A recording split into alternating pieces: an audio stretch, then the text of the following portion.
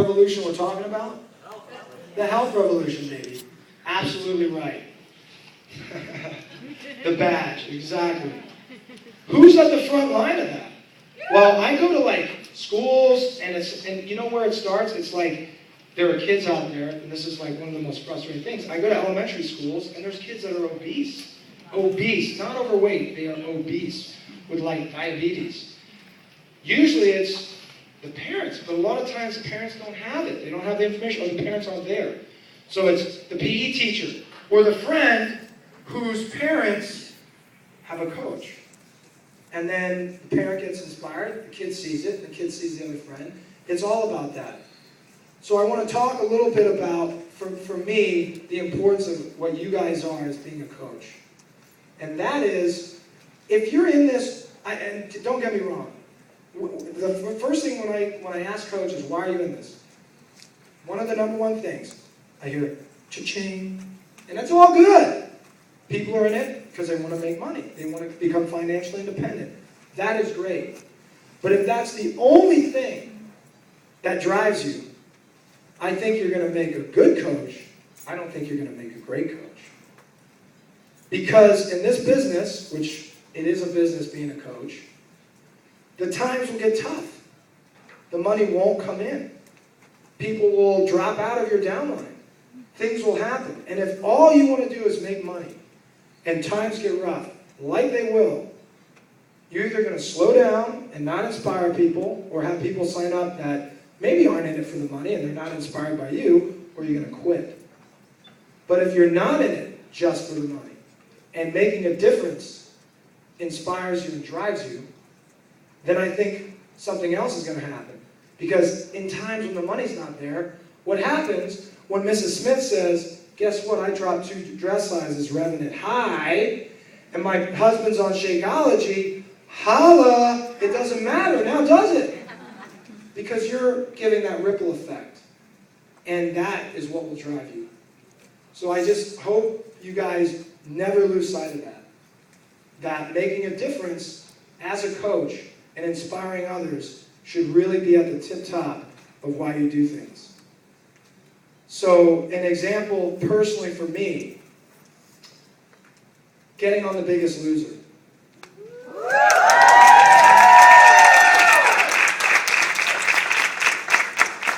Was not a financial thing. I gave up my career as a full-time trainer with other trainers underneath me in New York City. Left that entire business. Moved to LA.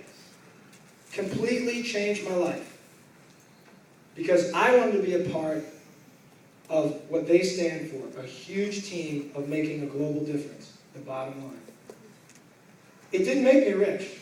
Not at all. I gave up one business, that's it. But what I gained is this. I will tell you one thing. Changing people's lives changed my life forever. Because when Justin Pope or Denny Hill or Moses Kinnikini got their life back and got their family's life back, that is something priceless that money cannot buy.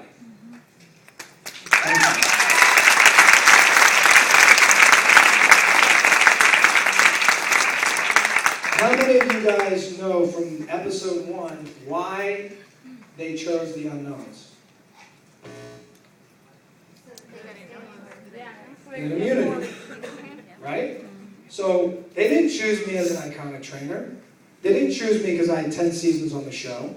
They chose me because they wanted immunity. So how do you think I was able to get their trust and respect? Kick his butt. You earn it. I have a very simple philosophy. You walk your talk. You lead by example. If you walk your talk, you will inspire others. Inspiring others will make you walk your talk. It's a beautiful, reciprocal, full circle, period. For them, it was, I promise you guys, we're going to win the first weigh-in. And I promise you, we're going to win it decisively. And I am not just going to be a coach blowing a whistle. You like the whistle?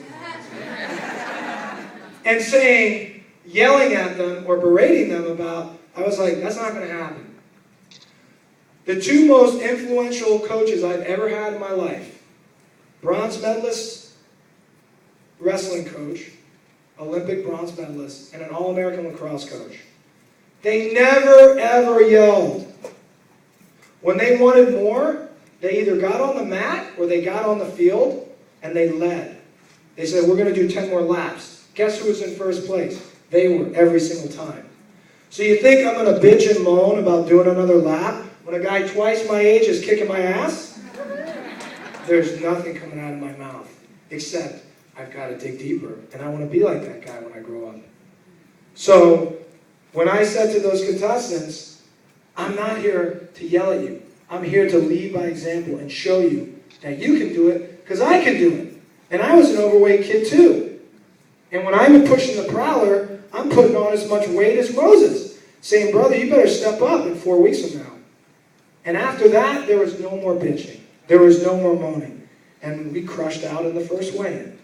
And it was leading by example and walking my talk that I believe was the key to getting the red team and those contestants to believe in a system and people they didn't believe in. Period.